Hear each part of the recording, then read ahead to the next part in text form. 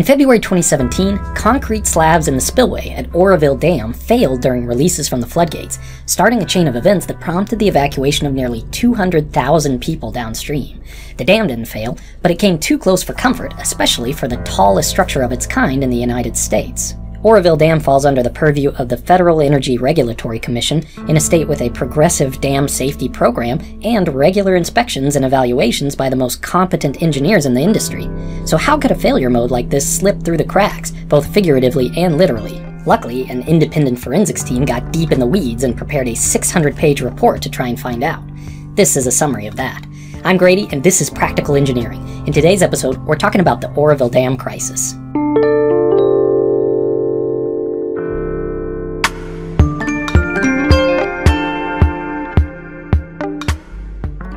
Oroville Dam, located in Northern California, is the tallest dam in the United States at 770 feet or 235 meters high. Completed in 1968 and owned and operated by the California Department of Water Resources, every part of Oroville Dam is massive. The facility consists of an earthen embankment, which forms the dam itself, a hydropower generation plant that can be reversed to create pump storage, a service spillway with 8 radial floodgates, and an emergency overflow spillway.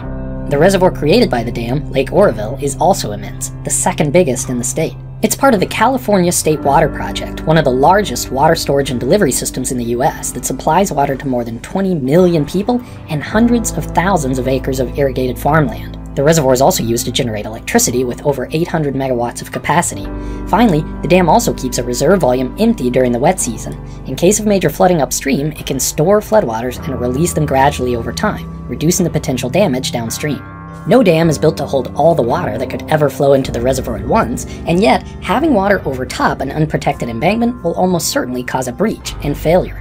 So all dams need spillways to safely release excess inflows and maintain the level of the reservoir once it's full. Spillways are often the most complex and expensive components of a dam, and that's definitely true at Oroville. The service spillway has a chute that is 180 feet or 55 meters wide and 3,000 feet long. That's nearly a kilometer for the metric folks.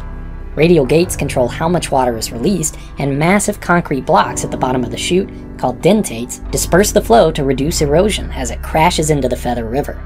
This spillway is capable of releasing nearly 300,000 cubic feet, or 8,000 cubic meters of water per second.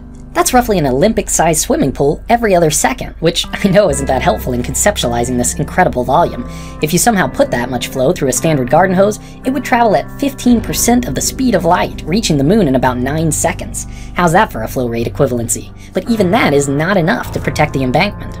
Large dams have to be able to withstand extraordinary flooding. In most cases, their design is based on a synthetic or made-up storm called the probable maximum flood, which is essentially an approximation of the most rain that could ever physically fall out of the sky. It usually doesn't make sense to design the primary spillway to handle this event, since such a magnitude of flooding is unlikely to ever happen during the lifetime of the structure. Instead, many dams have a second spillway, much simpler in design and thus less expensive to construct, to increase their ability to discharge huge volumes of water during rare but extreme events. At Oroville, the emergency spillway consists of a concrete weir set 1 foot above the maximum operating level. If the reservoir gets too high and the service spillway can't release water fast enough, this structure overflows, preventing the reservoir from reaching and overtopping the crest of the dam. Early 2017 was one of Northern California's wettest winters in history, with several major flood events across the state.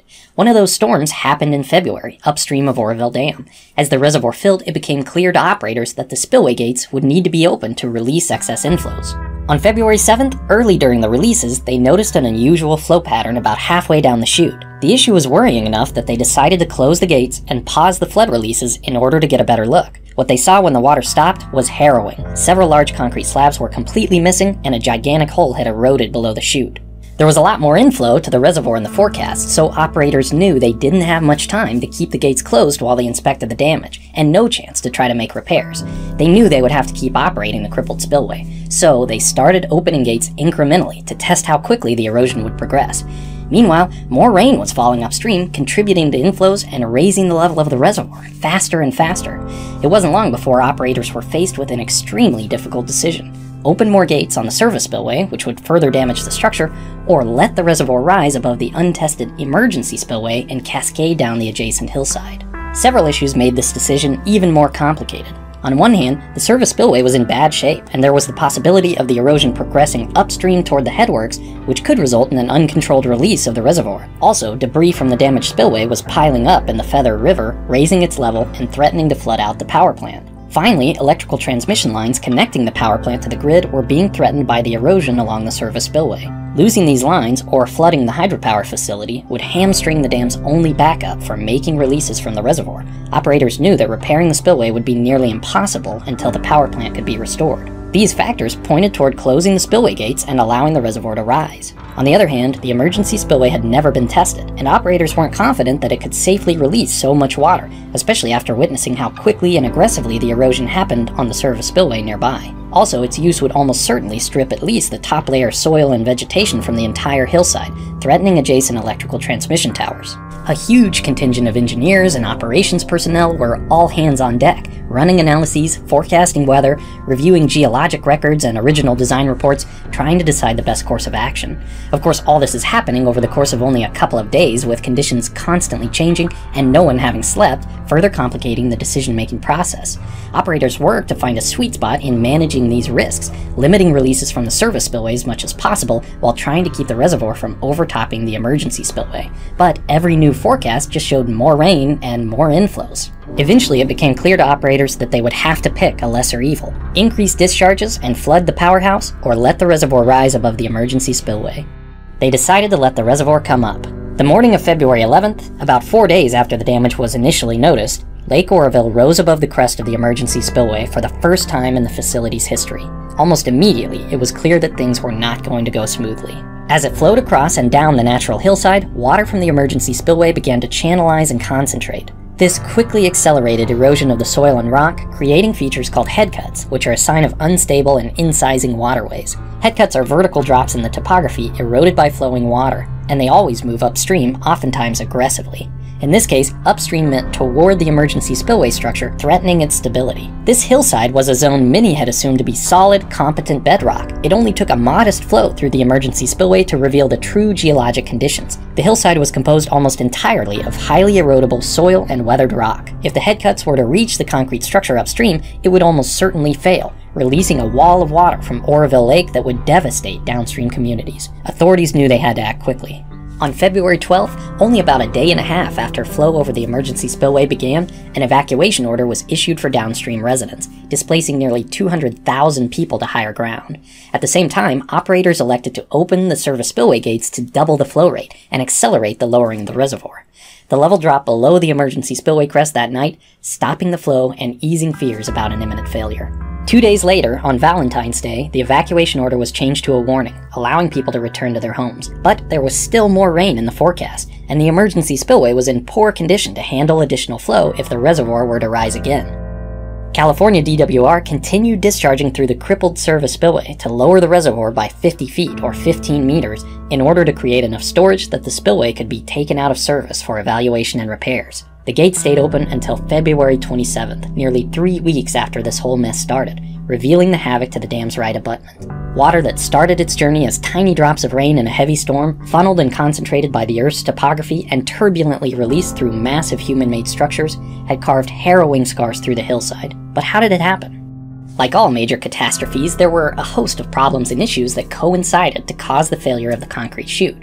One of the most fundamental issues was geologic. Although it was well understood that some areas of the spillway's foundation were not good stuff, in other words, weathered rock and soil, the spillway was designed and maintained as if the entire structure was sitting on hard bedrock. That mischaracterization had profound consequences that I'll discuss. As for how the spillway damage started, the issue was uplift forces.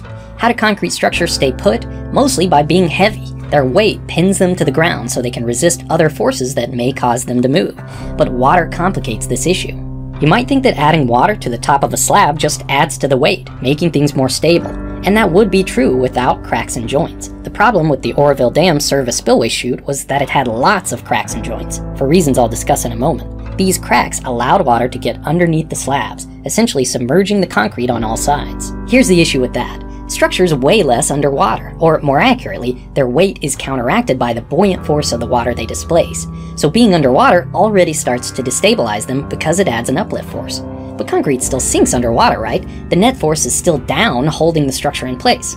That's true in static conditions, but when the water is moving, things change. We talk about Bernoulli's principle a lot on this channel, and he's got something to say about the flow of water in a spillway. In this case, the issue was what happens to a fast-moving fluid when it suddenly stops. Cracks and joints in a spillway have an effect on the flow inside. Any protrusion into the stream redirects the flow. If a joint or crack is offset, that redirection can happen underneath the slab. When this happens, all the kinetic energy of the fluid is converted into potential energy. In other words, pressure. When it's 100% of the kinetic energy being converted, we call it the stagnation pressure. See how the level rises in this tube when I direct it into the flowing water? The equation for stagnation pressure is a function of the velocity squared. So if I double the speed of the flow in my flume, I get 4 times the resulting pressure, and thus 4 times the height the water rises in my tube. And the water in the Oroville Spillway is moving a lot faster than this. When the stagnation pressure acts on the bottom of a concrete slab, it creates an additional uplift force. If all the uplift forces exceed the weight of the slab, it's gonna move. That's exactly what happened at Oroville. And once one slab goes, it's just a chain reaction. More of the foundation is exposed to the fast-moving water, and more of that water can inject itself below the slabs, causing a runaway failure. Of course, we try to design around this problem. The service spillway had drains consisting of perforated pipes to relieve the pressure of water flowing beneath the slabs. Unfortunately, the design of these drains was a major reason for the cracking chute. Instead of trenching them into the foundations below the slabs, they reduced the thickness of the concrete to make room for the drains. The crack pattern on the chute essentially matched the layout of the drains beneath perfectly. So in this case, the drains inadvertently let more water below the slab than they let out from underneath it. The chute also included anchors, steel rods tying the concrete to the foundation material below. Unfortunately, those anchors were designed for strong rock, and their design wasn't modified when the actual foundation conditions were revealed during construction. The root cause wasn't just a bad design, though. There are plenty of human factors that played into the lack of recognition and failure to address the inherent weaknesses in the structure. Large dams are regularly inspected, and their designs periodically compared to the state of current practice in dam engineering. Put simply, we've built bigger structures on worse foundations than this. Modern spillway designs have lots of features that help avoid what happened at Oroville. Multiple layers of reinforcement keep cracks from getting too wide. Flexible water stops are embedded into joints to keep water from migrating below the concrete. Joints are also keyed, so individual slabs can't separate from one another easily. Lateral cutoffs help resist sliding and keep water from migrating beneath one slab to another. Anchors add uplift resistance by holding the slabs down against their foundation. Even the surface of joints is offset to avoid the possibility of a protrusion into the high-velocity flow. All these are things that the Oroville Spillway either didn't have or weren't done properly. Periodic reviews of the structure's design, required by regulators, should have recognized the deterioration and inherent weaknesses and addressed them before they could turn into such a consequential chain of tribulations. As for the emergency spillway, the fundamental cause of the problem was similar: a mischaracterization of the foundation material during and after design. Emergency spillways are just that, intended for use only during a rare event where it's okay to sustain some damage, but it's never acceptable for the structure to fail, or even come close enough to failing that the residents downstream have to be evacuated. That means engineers have to be able to make conservative estimates of how much erosion will occur when an emergency spillway engages. Predicting the amount and extent of erosion caused by flowing water is a notoriously difficult problem in civil engineering. It takes sophisticated analysis in the best of times, and even then the uncertainty is still significant. It is practically impossible to do under the severe pressure of an emergency. The operators of the dam chose to allow the reservoir to rise above the crest of the emergency spillway rather than increase discharges through the debilitated service spillway, trusting the original designer that it could withstand the flows. It's a decision I think most people, in hindsight, would not have made. The powerhouse was further from flooding and the transmission lines further from failing than initially thought, and they eventually ramped up discharges from the service spillway anyway, after realizing the magnitude of the erosion happening at the emergency spillway. But it's difficult to pass blame too strongly. The operators making decisions during the heat of the emergency did not have the benefit of hindsight. They were stuck with the many small but consequential decisions made over a very long period of time that eventually led to the initial failure. Not to mention the limitations of professional engineering practice's ability to shine a light down multiple paths and choose the perfect one. The forensic team's report outlines many lessons to be learned from the event by the owner of the dam and the engineering community at large, and it's worth a read if you're interested in more detail. But I think the most important lesson is about professional responsibility. The people downstream of Oroville Dam, and indeed any large dam across the world, probably chose their home or workplace without considering too carefully the consequences of a failure and breach. We rarely have the luxury to make decisions with such esoteric priorities. That means whether they realize it or not, they put their trust in the engineers, operators, and regulators in charge of that dam to keep them safe and sound against disaster. In this case, that trust was broken. It's a good reminder to anyone whose work can affect public safety. The repairs and rebuilding of spillways at Oroville Dam are a whole other fascinating story. Maybe I'll cover that in a future video. Thank you for watching, and let me know what you think.